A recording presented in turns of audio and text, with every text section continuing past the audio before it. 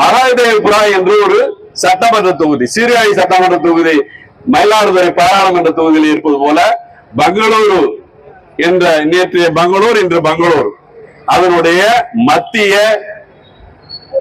பாராளுமன்ற தொகுதி. அந்த பாராளுமன்ற தொகுதியிலே 6 லட்சம் வாக்குகள் 6 தொகுதிகளில். அதுல 1 லட்சத்தி, அதாவது இந்த மகாதேவபுரா என்கிற இடத்துல அது ஒரு சட்டமன்ற தொகுதி. அதுல 1,250,000 வாக்குகள் போலியான வாக்குகள் என்று கண்டுபிடிக்கப்பட்டிருக்கிறது.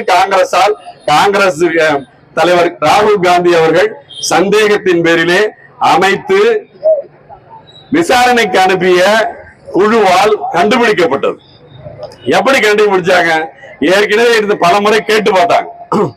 இந்த எலக்டோரல் லிஸ்ட மின்னணு கருவியில இருக்கக்கூடியதை எங்களுக்கு கொடுங்க, அதை வச்சு நம்ம கம்பேர் பண்ணலாம். அதுல சாப்ட்வேர் இருக்கு, டக்குன்னு போட்டா எங்க இருக்கு, யார் யார் கொடுத்தா போலி வாக்காளர் எல்லாம் கண்டுபிடிச்சிடலாம். அதை கொடுக்க மாட்டேன்ட்டாங்க. அதன் பிறகு யார் யார் ஓட்டு போட்டாங்கிறதுக்கு சிசிடிவி ஃபுட்டேஜ் உங்களுக்கு எல்லாரும் தெரியும். அதை கொடுத்தாங்க. அதை 45 நாள்ல அழிச்சுட்டாங்க. எல்லாத்தையும் அழிச்சாச்சு. அதெல்லாம் 3 வருஷம் வரைக்கும் முன்னாடி இருக்கும்.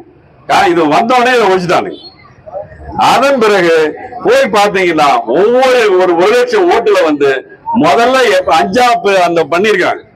5ல கிட்டத்தட்ட முதலாக போலி வாக்காளர்கள் ஒரு ஆளு 4 இடத்துல போடுறான் ஓட்டு.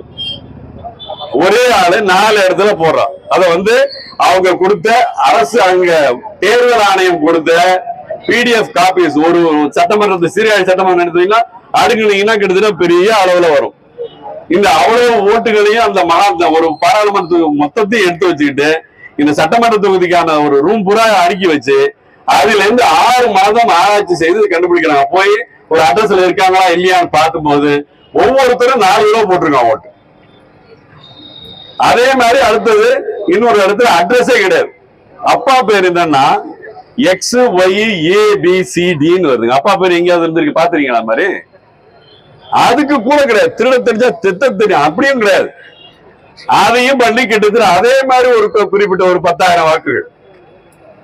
அதே மாதிரி பல்க் ஓட்டர்ஸ் ஒரு சின்ன இடத்துல எவ்வளவு பேர், சாதாரண ஒரு குடும்பத்துல 4 பேர் 5 பேர் இருக்கிற இடத்துல 80 பேர் ஓட்டு போட்டிருக்கான். 80 பேர். இந்த மாதிரி ஒரு 22,000 பேர். அதன் பிறகு ஃபார்ம் 6 ஒரு முதல் முறையாக வாக்களிக்கிறவங்களுக்குன்னு ஒரு அமைப்பு, ஒரு ஃபார்ம் இருக்கு. அதுல நான் இன்னைக்கு 18 ஆயிடுச்சு, எனக்கு வாக்குரிமை வேணும், வந்துருச்சு, வேணும் அப்படின்னு அப்ளை பண்றதுக்காக ஒரு ஃபார்ம் 6 படிவம் 6 அதுல கிட்டத்தட்ட 30,000 ஓட்டு அதுல சேர்த்திருக்காங்க. யாரு?